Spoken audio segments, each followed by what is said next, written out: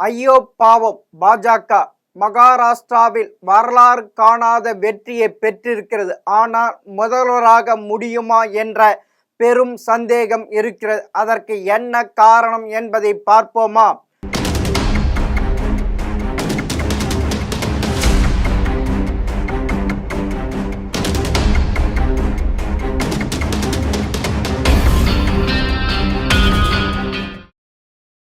மகாராஷ்டிராவில் நடந்த முடிந்த சட்டமன்ற தேர்தலில் பாஜக தலைமையிலான மகாயுதி கூட்டணி எப்போதும் இல்லாத அளவுக்கு அதிகப்படியான இடங்களில் வெற்றி பெற்று ஆட்சியை பிடித்திருக்கிறது.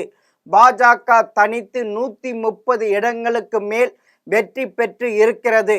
ஆகவே முதல்வர் பதவியை தங்களுக்கு வைத்துக்கொள்ள பாஜக முனைப்பு காட்டி வருகிறது. பாஜகவின் தேவேந்திர பட்னாவிஸ் செய்த கடின உழைப்பால் தான் இந்த அளவுக்கு அக்கட்சியால் அதிக தொகுதிகள் வெற்றி பெற முடிந்தது என அக்கட்சி நம்புகிறது. ஆனால் ஏக்நாத் சிண்டேயை முன்னிறுத்தியே சட்டமன்ற தேர்தலை சந்தித்து இருப்பதால் ஏக்நாத் சிண்டேவை மீண்டும் முதல்வராக்க வேண்டும் என்று சிண்டே தலைமையிலான சிவசேனா கோரி வருகிறது. இதனால் யாரை முதல்வராக தேர்வு செய்வதில் கடும் குழப்பம் ஏற்பட்டுள்ளது.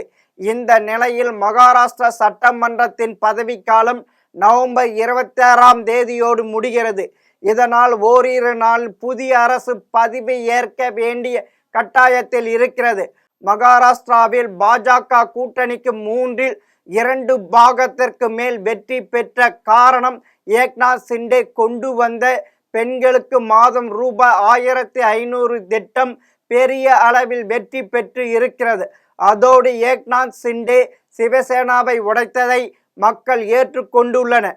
ஆகவேதான் இந்த அளவுக்கு அதிக இடங்களில் வெற்றி பெற முடிந்தது என சிவசேனா கூறிக்கொண்டிருக்கிறது. ஆகவே முதல்வர் பதவியை விட்டு கொடுக்க ஏக்நாத் சிண்டே மறுத்து வருவதாக கூறப்படுகிறது. அதோடு தான் தொடர்ந்து முதல்வராக இருந்தால் அடுத்து வரக்கூடிய மாநகராட்சி தேர்தலுக்கு பயனாக இருக்கும் என்று ஏக்நாத் சிண்டே வாதாடுகிறார். ஆனால் பாஜக தலைமையும் எப்படியும் தேவேந்திர பட்னாவிஸை முதல்வர் பதவிக்கு கொண்டு வந்துவிட வேண்டும் என்பதில் தீவிரமாக இருக்கிறது. இந்துத்துவ அமைப்புகளின் தீவிர பங்களிப்பு, பிரதமர் மோடி மற்றும் உத்தரப்பிரதேச முதல்வர் யோகி ஆதித்யநாத் தீவிர பிரச்சாரம்தான் இந்த தேர்தல் வெற்றிக்கு வித்திட்டதாக பாஜக கருதுகிறது. முதல்வர் பதவி தொடர்பாக நவம்பர் 23ஆம் தேதி வாக்கு எண்ணிக்கையில் பாஜக கூட்டணி முன்னணி இருந்த போதே இது பற்றி பல சுற்று பேச்சுவார்த்தை நடத்தப்பட்டு இருக்கிறது. ஆனால் இதில் எந்தவித உடன்பாடும் எட்டப்படவில்லை. பேச்சுவார்த்தை நவம்பர் 25ஆம் தேதி தொடர இருக்கிறது. தேவேந்திர பட்னாவிஸ் முதல்வராக துணை முதல்வர் அஜித் பவார் ஆதரவு கொடுத்திருக்கிறார்.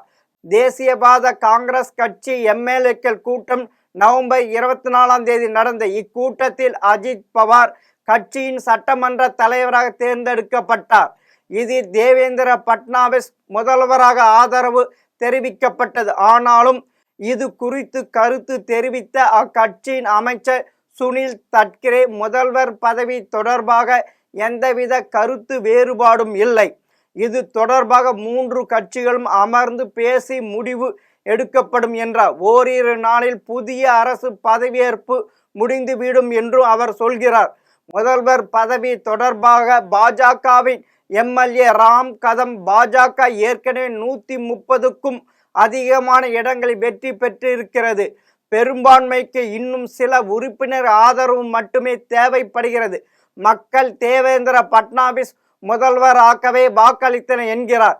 இவ்விவகாரத்தில் பாஜக தலைமை தலையிட்டு முடிவு எடுக்கும் என்று எதிர்பார்க்கப்படுகிறது.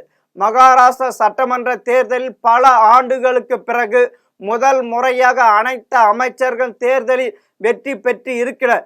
அப்படி இருந்தாலும் கடந்த 2019 சட்டமன்ற தேர்தலில் பாஜக சிவசேனாவோடு கூட்டணி அமைத்து போட்டியிட்டது. அதிலும் பாஜக அதிக இடங்களில் வெற்றி பெற்றது.